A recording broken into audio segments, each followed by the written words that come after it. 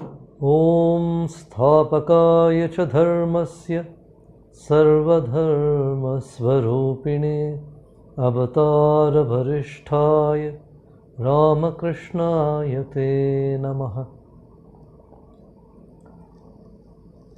I am very happy to be with you all today, and I'm glad that Advaita Ashrama has been conducting online classes for the devotees over various topics by various sadhus.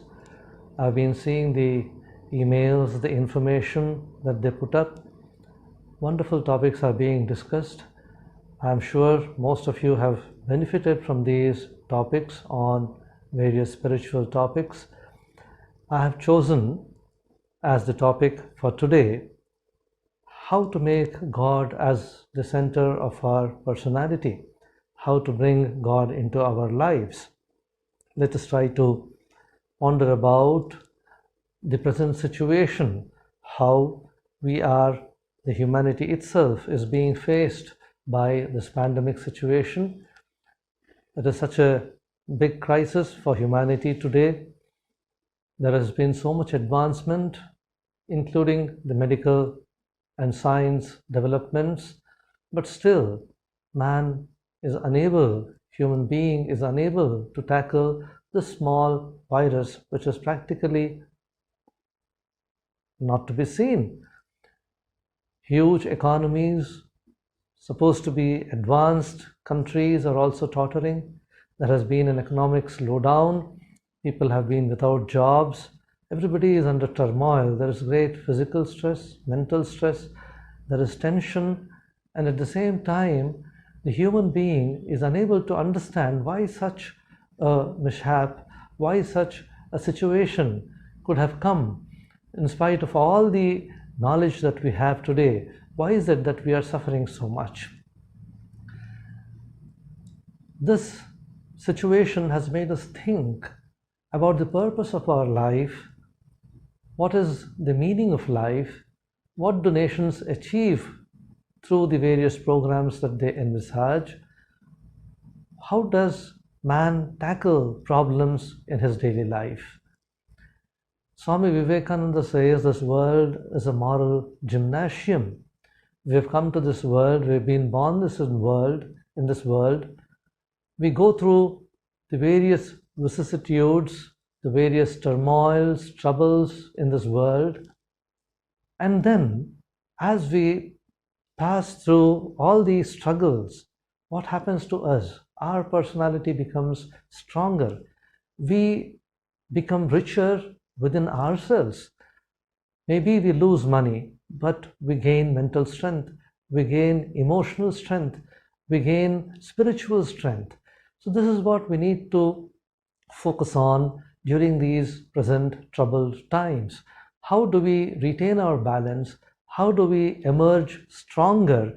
How do we come out more successful than what we were after this pandemic ceases to have its rule over humanity?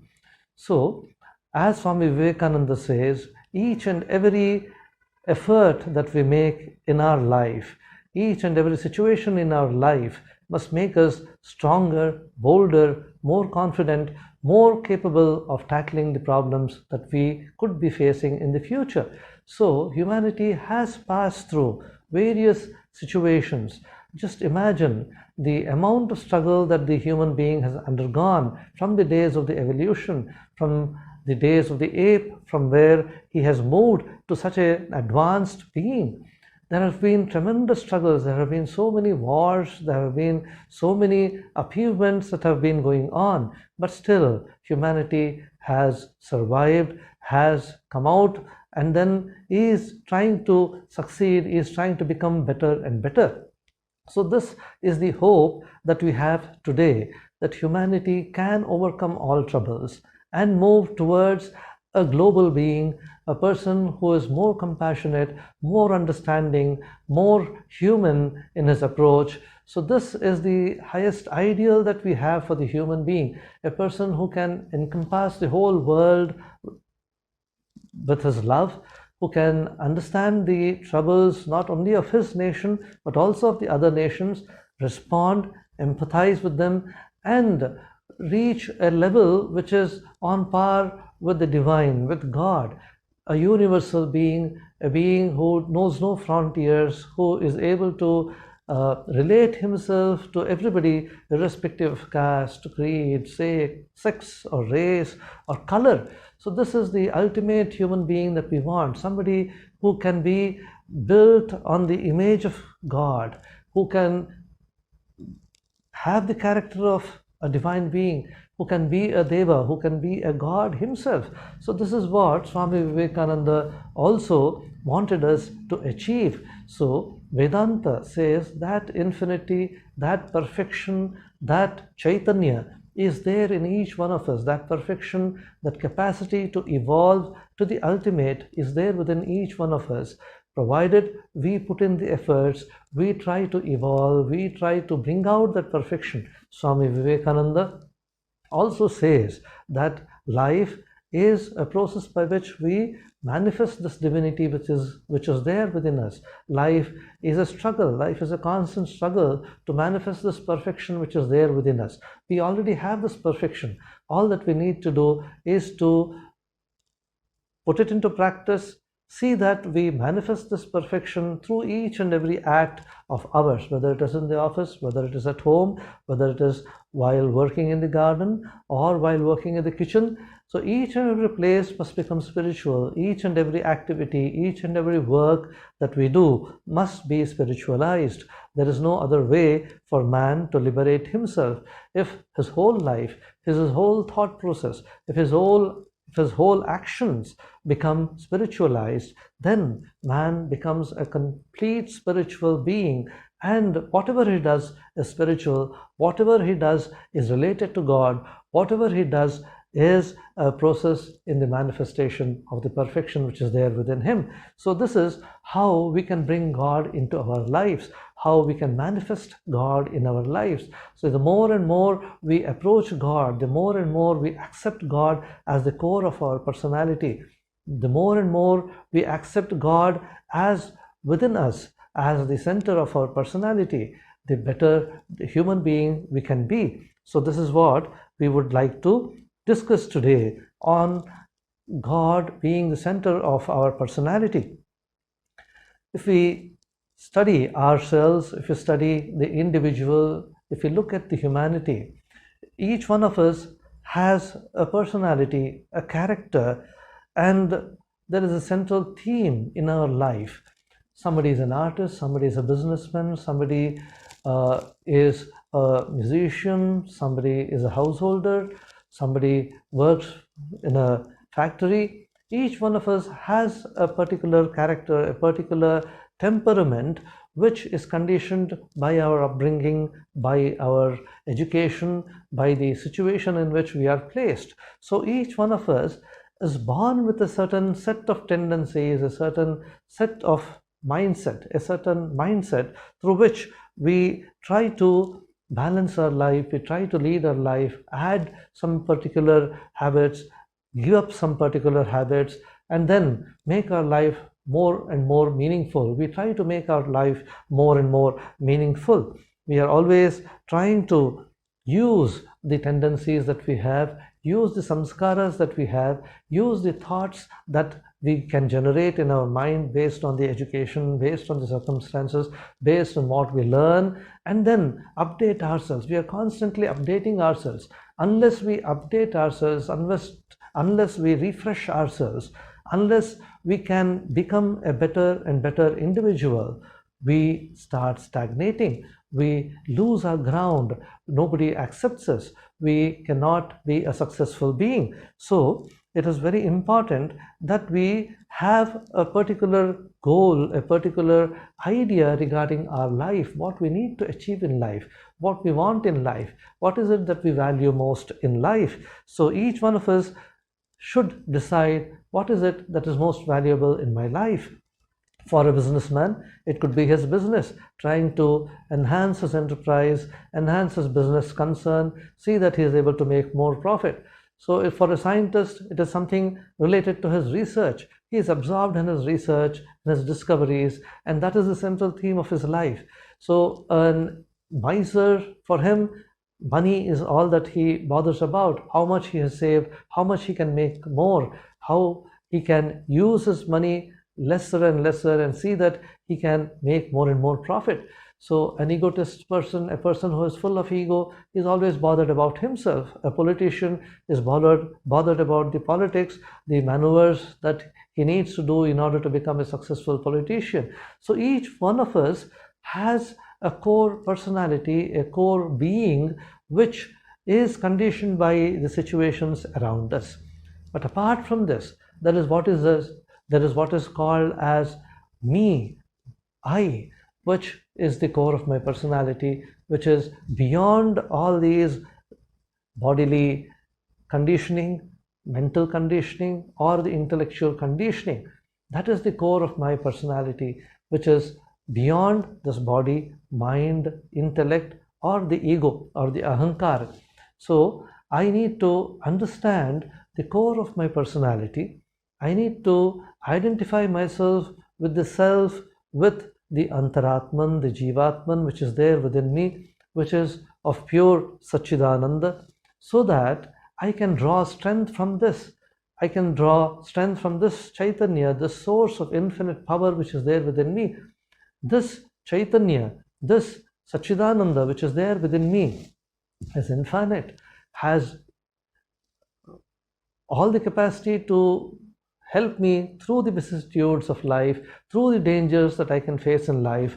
But still, I go on trying, I go on bothering, I go on worrying about the small problems that I face in life. It is something like a king's son who has got a huge property, but still goes on weeping that he does not know who he is or what his capacities are.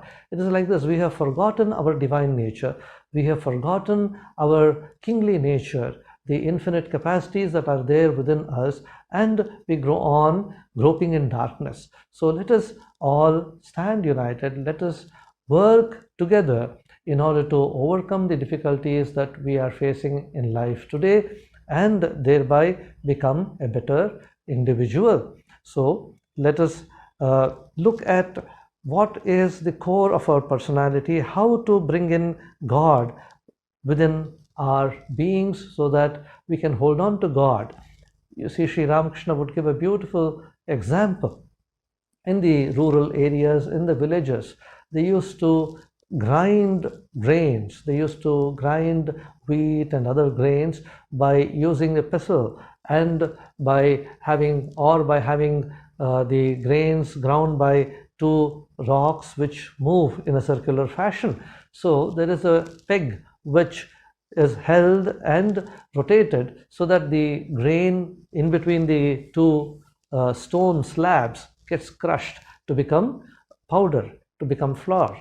So now Sri Ramakrishna uses this beautiful example. He says there are some grains which stick to the peg, which stay near the peg, which do not go into the hole and get crushed between the two stone slabs. So these grains remain intact in spite of all the crushing that is going on all around them. So this peg is like God. As long as we can hold on to God, as long as we have God as the center of our life, then no troubles, no problems can affect our personality. We can remain as a wholesome individual, we can better our human life. So this example Sri Ramakrishna would give in his Kathamrita in the Gospel of Sri Ramakrishna. Again, he gives another beautiful example. The children, while playing, hold on to a pillar and go on rotating, playing while they hold on to the pillar and go in circles and circles. So as they move faster and faster, there is a chance of their losing grip of the pillar and falling. They lose their balance. But as long as they are holding to the pillar, as long as their grip on the pillar is firm, so long there is no fear. They cannot lose their balance, they don't fall off. So this is how Sri Ramakrishna says that we need to have God as the center of our personality, of our life, of our being, so that there are no troubles, we are not overthrown by the troubles and problems that the world brings. So life's problems are an essential part of our existence. So there is nobody who does not have problems in life. Somebody's problems could be greater, somebody's could be smaller. Temporarily, for some time, maybe my problems are smaller than compared to somebody else. But then that problem for that person, in those situations, those problems could be very, very simple. Whereas for me, even the simplest problem could be something very great. So it depends on our mindset, how we tackle problems, how we understand the situation, how we look at problems, our perspectives, and our objective in life. So let us try to understand the problems, try to resolve the problems by holding on to God through prayer and by understanding the core of our personality. So now, Sri Krishna in the Bhagavad Gita, he says, there are 4 types of persons who call on God. So let us see how we can relate ourselves to God, how we can call on God more and more. And let us look to what Sri Krishna says in the Bhagavad Gita about the qualities of the devotee. So he says in the 7th chapter, there's a beautiful verse wherein Sri Krishna says, Chaturvidha bhajante mam janaha sukritinarjuna arto jignasurartharthi gnani cha bharatarshabha. This is a beautiful verse where Krishna categorizes men, common men, janaha, ordinary people who call on God, into 4 categories. He says there are 4 categories. They are all well-meaning persons.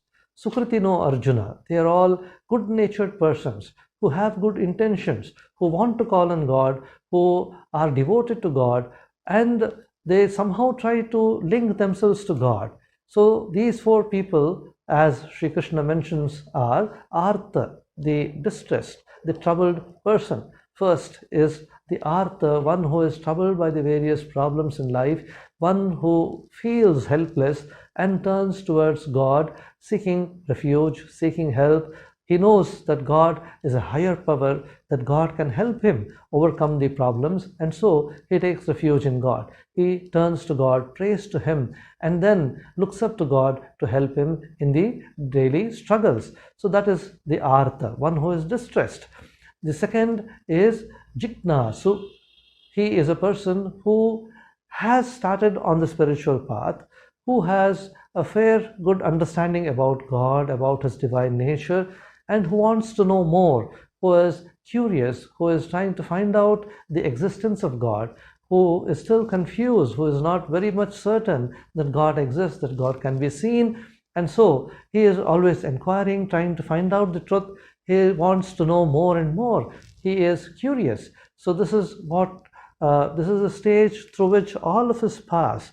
The Artha, you see, when we take to spiritual path, when we take to sadhana, all of us are troubled, in the sense we have the worldly tendencies within us, and then we learn about the spiritual path. We learn that we are the infinite being, that there is a God, that God can help us. We try to identify ourselves as parts of God, as one with God. We try to be one with God. We take to the spiritual path, and we are struggling to give up the worldly tendencies and adopting or trying to identify our spiritual personality. So this process, this struggle of trying to give up the world, which has been there in our mind all along, which we have got accustomed to. So this struggle of giving up the world, which is a lesser reality than the higher reality of accepting God, this struggle sometimes consumes our energy, makes us confused. So we need to hold on to God as an Artha. We need to look up to God, pray to God, and seek his help in overcoming the worldly tendencies. And then we reach the stage of the Jignasu. We reach the stage of the inquirer, the person who has started on the spiritual path and who is trying to find out more and more about God, who wants to relate himself to God more and more. So this is a stage which is a necessary stage, an essential stage in the spiritual path. Sri Ramakrishna passed through this stage when he came to Dakshineshwar from his rural village Kamarpukur, when he was brought by his elder brother Ram Kumar, and when he was appointed as a priest in the temple at Dakshineshwar of Mother Kali. He started questioning himself, is this image that I am worshipping, is it made of stone? Is it Mrunmaya or is it Chinmaya? Is it full of consciousness? He would hold a piece of cotton near the nostrils and see if the image is breathing, if mother is still, if mother is there living in this image. He wanted to find out whether what he is doing is meaningful. So this questioning was there.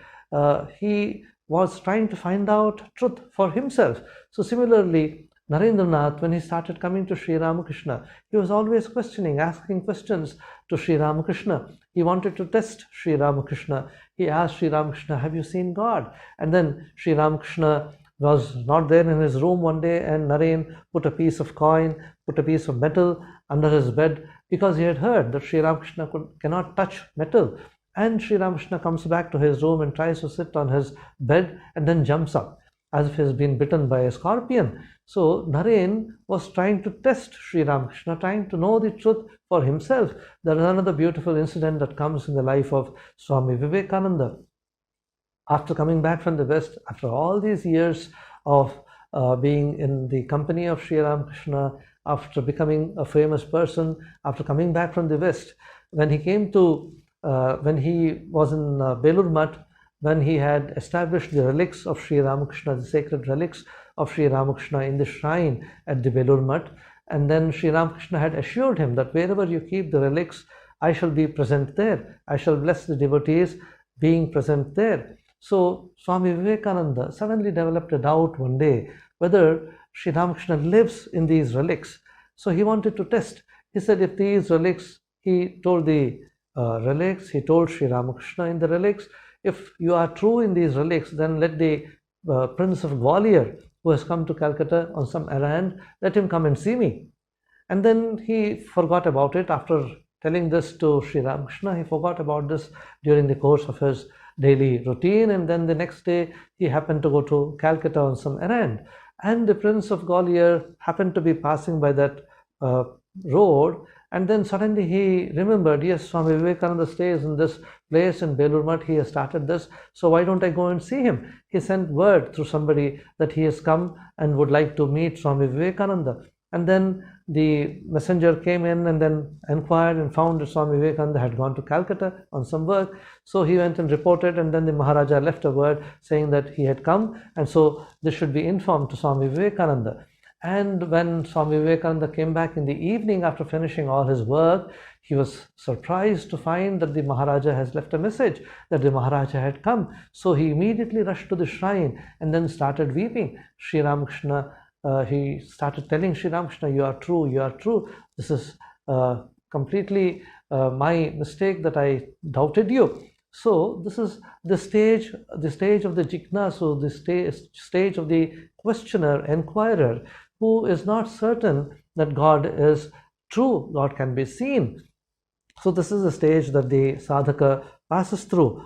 Then there is the stage of the artharthi, the person who is having worldly possessions, who has all the means for a comfortable living, who is quite successful in life, but still is not satisfied with what he has. He wants something more. Could be possessions, could be more comforts, could be more name and fame. So he resorts to worship of God, he prays to God, he tries to ask God, he prays to God for more and more. He is not happy with what he has. So we have so many instances in the life of Sri Ramakrishna also, who came to Sri Ramakrishna with various motives. Some of them came to him just for his company. Somebody loved him just as he was, like Naren. Sri Ramakrishna suddenly stopped talking to him for some time, and then for quite some time, and then he would just turn away whenever Naren came. And after some time, after about 20 days or a month, he asked Naren, you see, I don't speak to you, I don't look at you, I don't talk to you, I've been neglecting you for all these days, and still you continue to be coming to me. What is it that brings you here? Naren said, I come here just because I love you. I don't expect you to talk to me. I don't expect you to give me some prime importance because you love me. I love you, and so I come to see you. I'm happy with that. So there were some people who came because there were other big people coming there. Keshav Chandra Sen was coming, Ishwar Chandra Vidyasagar was coming, Shashadhar was coming. So many prominent people of Calcutta were coming. So probably they could have better business interests, better business connections, and so they used to come. And then they used to feel happy being in the presence of Sri Ramakrishna. Somebody would feel happy just by being there. Other saint would come. He would be troubled by all the work load that he had in the office. He would just come somehow every day and then simply fall asleep in the company of Sri Ram, in the room of Sri Ramakrishna. Sri Ramakrishna would wake him up after all the people had left and the gates would be about to be closed, and so he would wake him up. Get up, the gate is being closed. So other saint would simply come and then sleep in Sri Ramakrishna's room. So many people had different objectives in coming to Sri Ramakrishna. And Mathur knew Sri Ramakrishna was God incarnate. He had seen, he had a vision of Ma Kali and Shiva in Sri Ramakrishna, and yet he had desires. He would come to Sri Ramakrishna and then tell him about the problems that he is facing in the court or some other issues. Sri Ramakrishna very well knew that Mathur had even eliminated some people in order to maintain his zamindari and all the properties that he had. So Sri Ramakrishna knew about Jadu Malik, about Mathurnath and all these people, but then yet he would try to help them in whatever way and try to take them towards God by trying to increase their understanding of God. So Artharthi is a person who is desirous of worldly prosperity, one who is not satisfied with what he has and seeks something more. Then comes the final, the best category according to Sri Krishna, the Gnani, the person who has identified himself with God, who has moved through the spiritual path, who has understood God intellectually and then has spiritually also advanced so much that he feels that he is a part of God, God is a part of him. He has reached the final stage where he has identified himself with God. He is a Gnani, one who understands God, one who loves God for God's sake, for love's sake. He does not expect anything from God. He does not pray to God for worldly prosperity or for removing his problems or for solving his problems. He just loves God. Sri Ramakrishna would sometimes speak of Rakhal or Naren and say, you see, I love you because I see Narayana in you.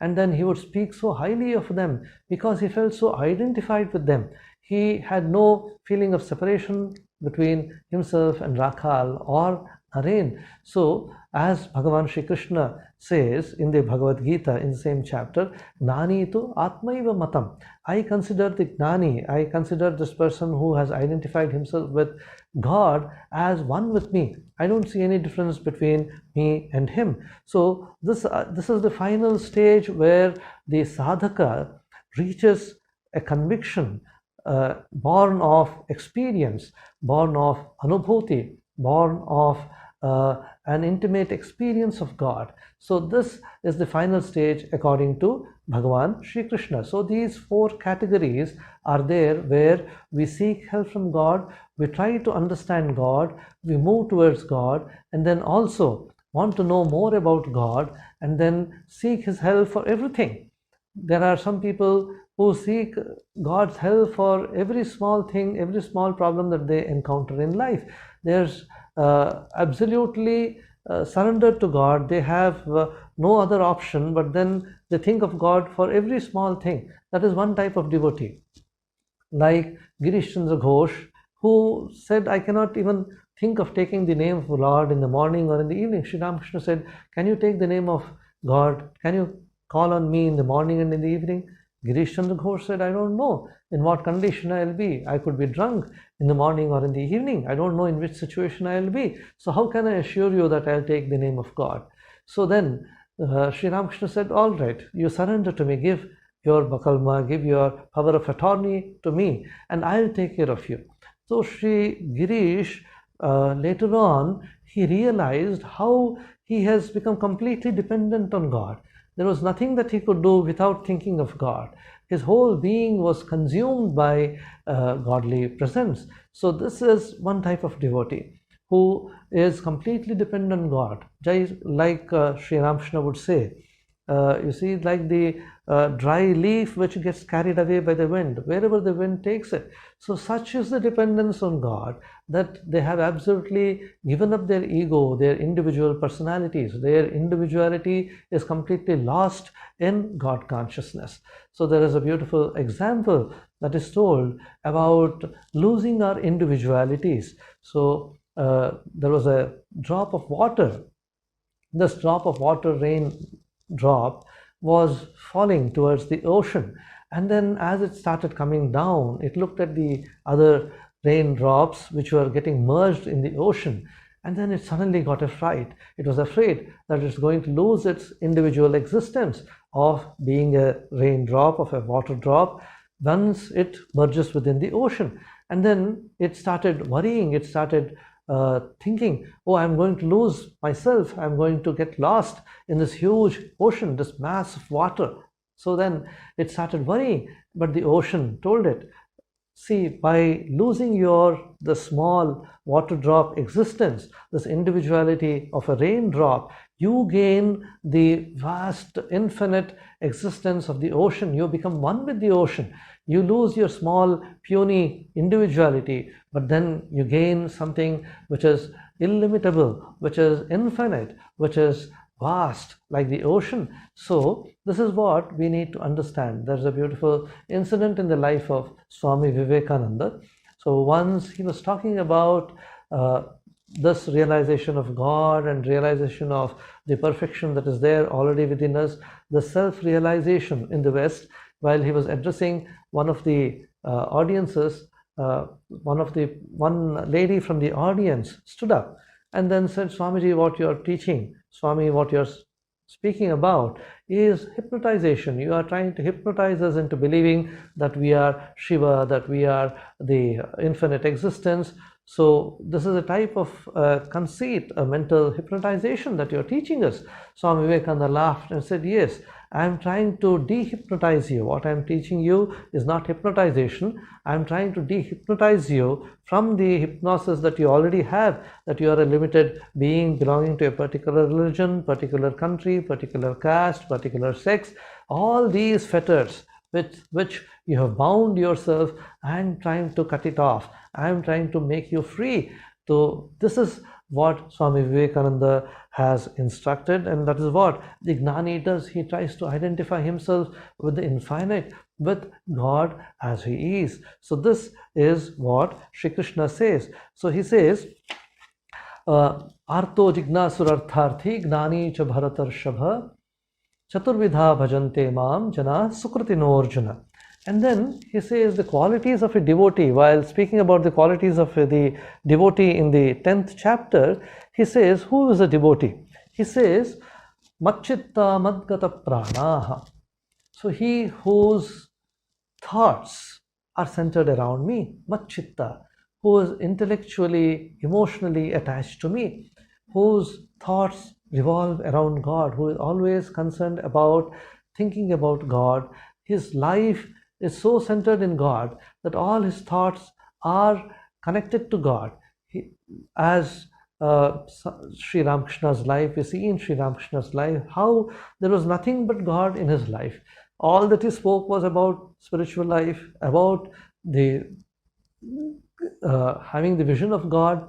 So there was nothing else that Sri Ramakrishna spoke. So anybody who came to him would feel the presence of God, would feel that God is real, that God can be seen. So, Macchitta madgata pranaha, their entire being is given to God, their hearts are given to God. God resides in their hearts. Macchittaha, their thoughts are on God, their heart is given to God, their being is in God. Macchitta madgata pranaha bodhayantaha parasparam.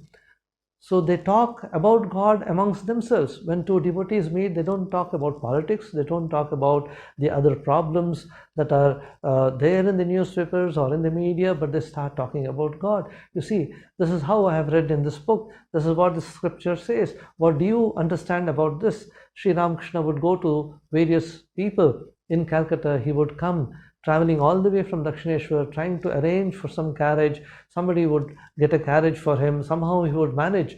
In spite of all the distance, he would travel by carriage, come, meet people. He would send word to people to come and meet him. Whenever he used to come to different places like Ramchandra Datta's house or Balram Basu's house, and then he would continuously talk about God. He would ask them, you see, this is how I have understood God. When he went to Brahma Samaj, he would say, this is how I have understood God. This is what I have seen. These are the visions that I have had. So how do you worship God? What is your prayer? How do you pray? I would like to see your prayer. I would like to see how you meditate. So this bodhayantaha parasparam. So whenever devotees meet, they start talking about their experience of God, their understanding of God, how they can improve upon their understanding. They are always concerned about becoming more and more close to God. So kathayantascha mam nityam tushyanti cha ramanti cha. This is a beautiful verse which says that the devotee is always happy, is always satisfied. Tushyanti, he is completely happy. Ramanticha, and then he derives joy by taking the name of God. He derives joy by discussing about God. He is not morose, he is always happy because he has touched the fountainhead of existence. He has touched God, who is the storehouse of all power, who is existence itself, Sachidananda Swarupa. So, Kathayantascha mam nityam, always, day in and day out, they are discussing about God. They keep speaking about God. They are connected to God. And then nityam tushyanti, they are always happy. You find them always happy, joyful. Sri Ramakrishna is a standard example. You see, he had absolutely no possessions. There was no properties in his name. He did not even have furniture in his room. If you look at the room that is there in Dakshineshwar even today, simple, big cot for him to lie down and a small cot on which he could sit and talk to the devotees. There were no possessions, other possessions with which, about which he could boast of. He had just two plain clothes sets with which he used to go around to Calcutta and all that. He would keep them clean. Whatever he had, he used to keep them clean and maintain them. So Sri Ramakrishna did not have any earthly possessions. There was no name, no fame, no property for him, but still, just taking the name of God, he was always happy. He was always a joyful person.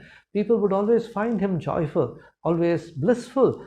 Girish Chandra Ghosh came to him and then saw this man who was completely merged in God, who used to take the name of God and move about in such joy. Girish thought, you see, I have tasted so many varieties, brands of liquors, I have tried so many options, but this joy, this complete forgetfulness of the world, absolutely free state of mind, I've never experienced. What is this? This makes that makes this man so intoxicated. Just the name of God. So he wanted to taste the name of God. He wanted to develop that taste, rasa of God. So this is what Sri Ramakrishna has demonstrated for us, how a devotee is completely centered in God, how we can be God, we can lead a God-centered life in order to solve the problems of the world. We find in the Narada Bhakti Sutras that Narada says that this devotion to God, this bhakti, is intense prema, intense longing, intense love of God. Okay? So, intense love even to our ordinary relatives or objects or persons, that could also be categorized as bhakti. So he says, he clarifies, sa to asmin parama prema rupaha. In the highest idea, to have this devotion to God is not equal to having love for the husband or for the wife. This is what the Narada Bhakti Sutras says. It is sublime. It is something which helps you overcome worldly attractions, which helps you overcome worldly temptations, and it is directed towards Ishvara, is directed towards the higher being. It is not ordinary type of love that we see in the world. So Sri Ramakrishna makes an exception here. You find in the Gospel of Sri Ramakrishna that an old lady comes one day and then tells Sri Ramakrishna that she is unable to meditate. Whenever she tries to meditate, the picture of her nephew comes in her mind. She is unable to concentrate on God, whom she wants to think about. And then Sri Ramakrishna does not deride her. He does not scold her. He doesn't say, "Oh, old lady, you are approaching death and still you are unable to think of God." He does not call her names.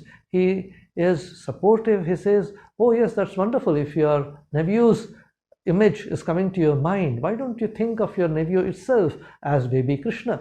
You do whatever you are doing to your nephew, bathe him, feed him, clothe him, do everything. But then at the back of your mind, remember that you are doing all this to Krishna and not to your personal nephew." So she starts adopting this practice. She starts following Sri Ramakrishna's advice, and in the course of time, she starts having the vision of Krishna in that nephew that she loved so much.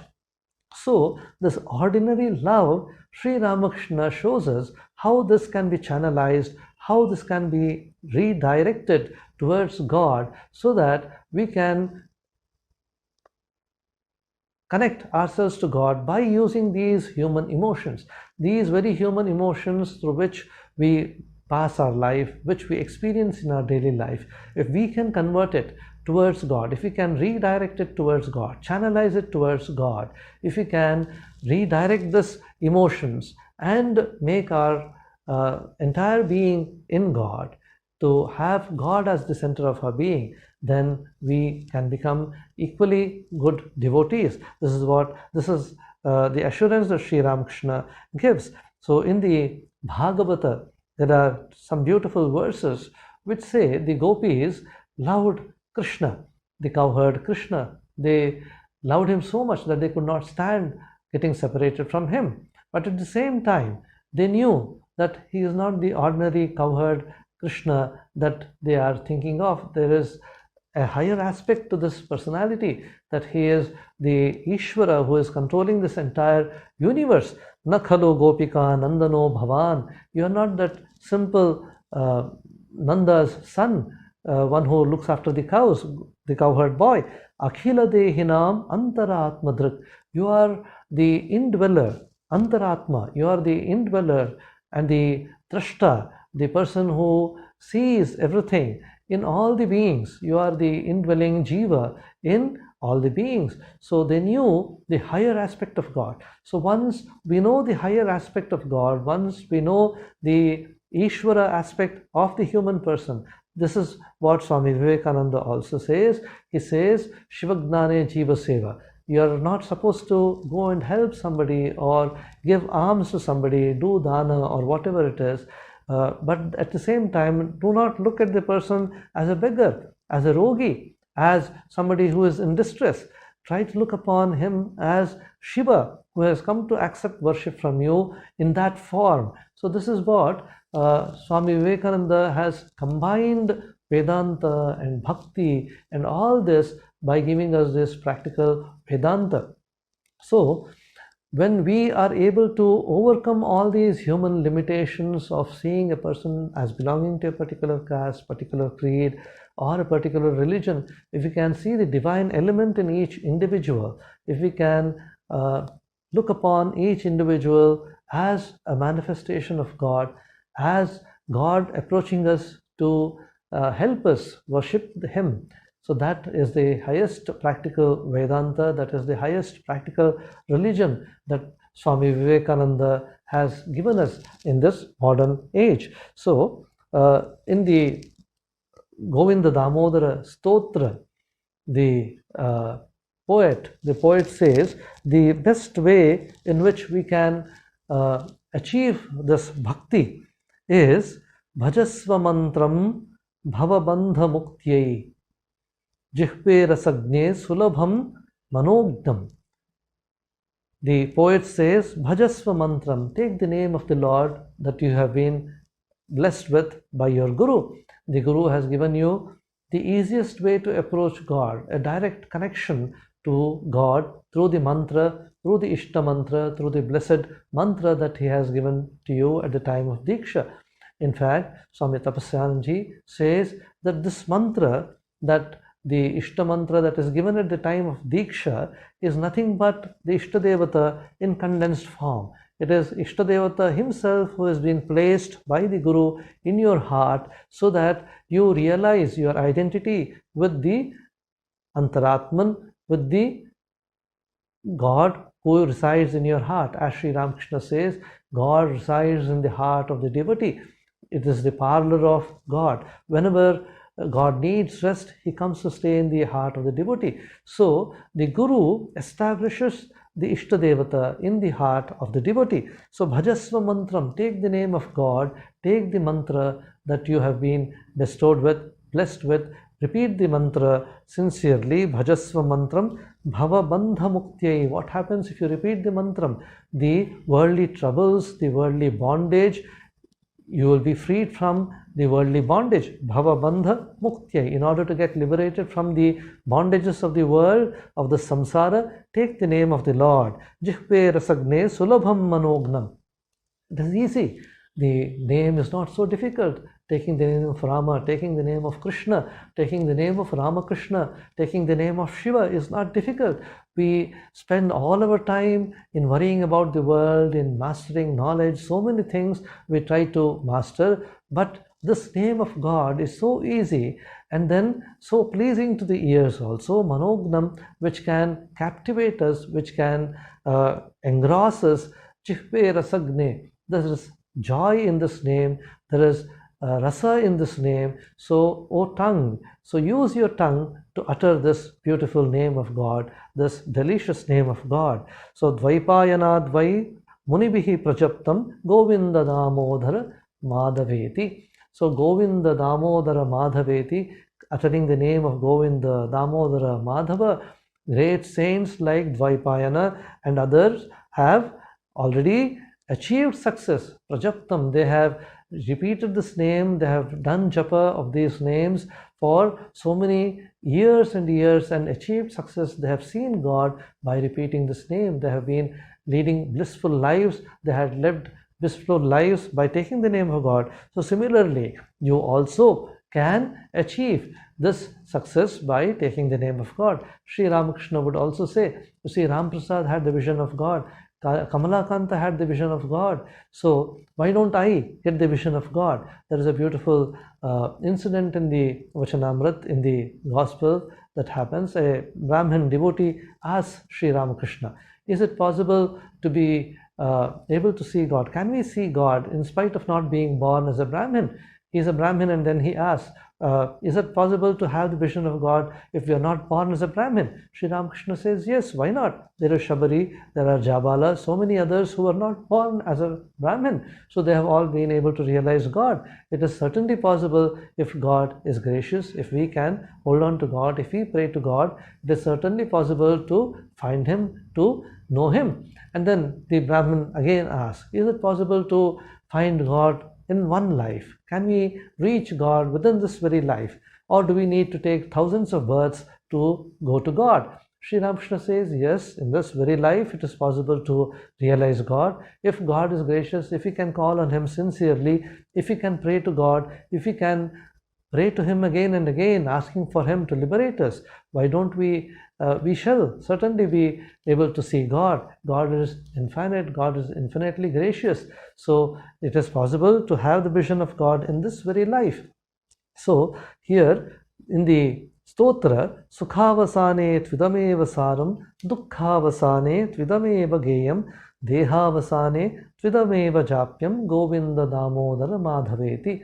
The poet says, when you are happy, when you are in bliss, when you are immersed in the worldly enjoyments, once you remember that you belong to God, try to remember yourself, try to bring back God in your life, even in spite of all the worldly enjoyments. If you are enjoying this world, all right, but then again and again try to connect yourself to God. Dukkha vasanet vidameva again. Whenever you are in trouble, whenever you are in difficulty, call on God. Govinda Damodara Madhaveti Dukkha vasanet vidameva japyam. Whenever there is difficulty, hold on to God, call on Him, so dukkhas will go. When the sukha, dukkha, this chain, this circle of sukha and dukkha, pleasure and pain, is continuous. So in order to get over this, whenever you are happy, whenever you are in pain, always try to hold on to God. Deha vasane tvidameva japyam. When you are leaving this body at the last moments, hold on to God, call on God. Sri Shankaracharya says it is not so easy to call on God at the last moment, because our conditioning, our mind has been conditioned into thinking of so many things. As Sri Ramakrishna would give in that beautiful example, there was a person who was lying on his deathbed, about to pass away, and then he sees the oil lamp is burning with a big flame, and then he calls his wife and his children and says, reduce the flame, reduce the wick, see that the wick does not burn off, the oil is getting consumed. See, instead of thinking of God during the last stages, during the last moments of his life, he is worried about the consumption of extra oil. So this is what happens. Unless we train our mind, unless we remain connected to God all through our life, unless we develop this practice of holding on to God, calling on Him again and again, at the last moments, the memory of God, God's name does not come to our minds. So this stotra reminds us that we need to hold on to God, get ourselves firmly established in God. So Sri Krishna says these four categories of devotees, Artha, Jignasu, Gnani and Artharthi, all these are different stages in our life.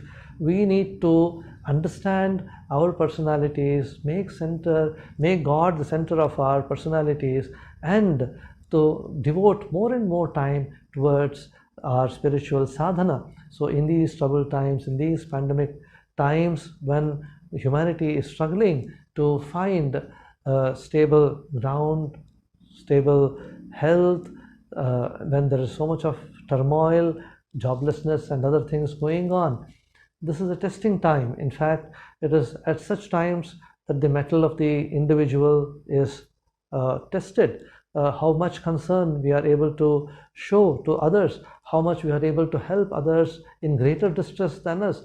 Probably people have lost their jobs, probably people have lost their dear ones in this COVID-19 struggle. So how much we can reach out to others, how we can help others, serve others, looking upon them as manifestations of the same God.